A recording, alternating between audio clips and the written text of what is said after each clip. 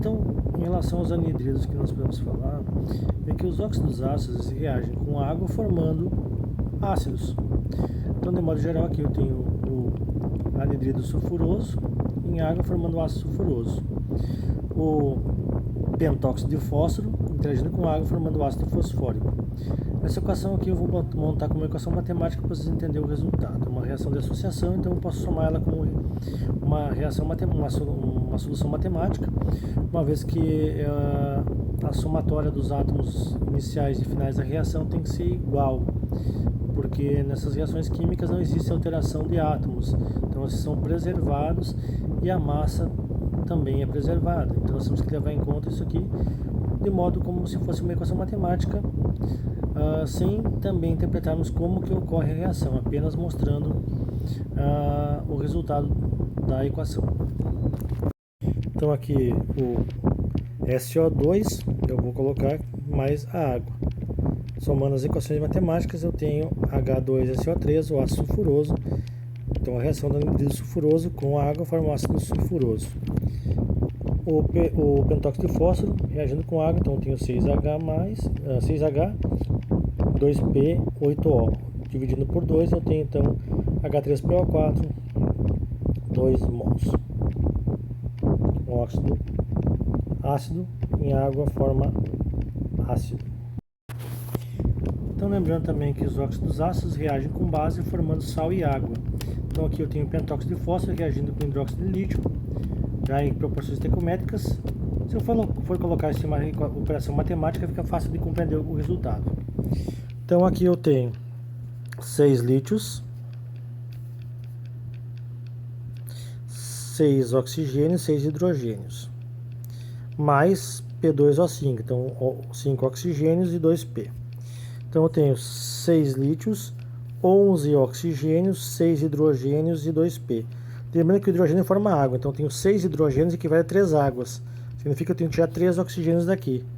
Então eu tenho 6 lítios, 8 oxigênios, 2P. Se eu dividir por 2, que é o mínimo divisor comum, Li3PO4. Então 2Li3PO4. Então basicamente eu posso obter os produtos de uma reação química como se fosse uma soma matemática. Não estou perguntando como que a reação irá ocorrer. Quando eu somo isso, basicamente eu estou fazendo uma operação matemática que respeita a lei de Lavoisier, uma vez que uma massa inicial é igual à massa final de uma reação química. E a segunda, que nesse caso aqui não existe uma reação de modificação atômica, ou seja, não tem uma reação nuclear. Então eu tenho que respeitar o número de átomos inicial e final da reação química. Óxido de anfóteno. Óxido de metais de transição que apresenta número de oxidação igual a 3 ou 4. Possuem propriedades intermediárias entre óxidos ácidos e óxidos básicos, dependendo da diferença de eletronegatividade entre os oxigênio e os elementos. Basicamente estou falando que a ligação entre o oxigênio e os elementos ocorre de caráter covalente iônico ou iônico covalente. Exemplo, aqui nós temos o óxido de estanho 2, o óxido estanoso, porque existe o estanho 2 e o estanho 4. Aqui o óxido de zinco, que é o óxido de zinco 2, mas como só tenho 2, então eu vou levar em conta o zinco só como óxido de zinco. Óxido de ferro 3, porque existe o óxido de ferro 3 e o óxido de ferro 2. E o óxido de alumínio, só existe o alumínio 3. Então aqui os óxidos de chumbo, zinco, astato, antimônio e estanho são classificados como anfóteros. Então eles têm tanto caráter iônico como covalente. Então se eles são ácidos e básicos, eu vou comparar eles e vou ver as reações que eles apresentam. Então eles reagem com base formando sal e água e reagem com ácido formando sal e água. Então eu vou colocar aqui a equação matemática, somando ela para vocês entenderem o produto formado. E também lembrem, como vocês viram anteriormente nas aulas, a reação de um ácido com uma base forma sal e água. Então se eu tenho óxidos básicos e óxidos ácidos, se eles interagirem um óxido básico com ácido, ele vai formar sal e água. Então não é somente a reação de um ácido com uma base que forma sal e água, pode ser uma reação de um óxido básico com um ácido, um óxido ácido com base. Aqui as reações, tem o óxido de zinco, reage com hidróxido de potássio, formando zincato de potássio. O óxido de zinco reage com ácido sulfúrico, formando sulfato de zinco.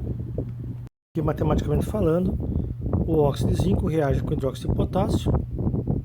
Então, 2 potássio, zinco, oxigênio 1 mais 2, 3, 2 hidrogênio. 2 hidrogênio significa que eu tenho uma molécula de água, então eu tenho que tirar um hidrogênio daqui, um oxigênio daqui. Então eu tenho como produto final o sal 2K, ZnO2, então K2ZnO2. Na outra reação, ZnO, H2, vou botar aqui, SO4, produto formado H2H, ZnO5S. Como eu tenho 2 hidrogênios, eu tenho uma água. Tiro um oxigênio daqui. Corta. ZnSO4.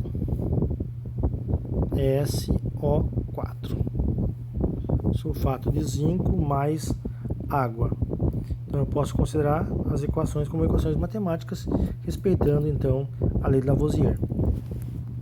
Colocando aqui, eu tenho alguns íons formados quando o óxido anfótero reage com base, o zincato, o estanito, o plumbito, o arsenito, aluminiato, estanato, plumbato, arseniato. Normalmente isso aqui são encontrados em minerais, minérios. Os zincatos, os silicatos são muito presentes em minérios, os estanitos, aluminatos. Então, depende de rochas, minérios, tem esses ânions em suas composições.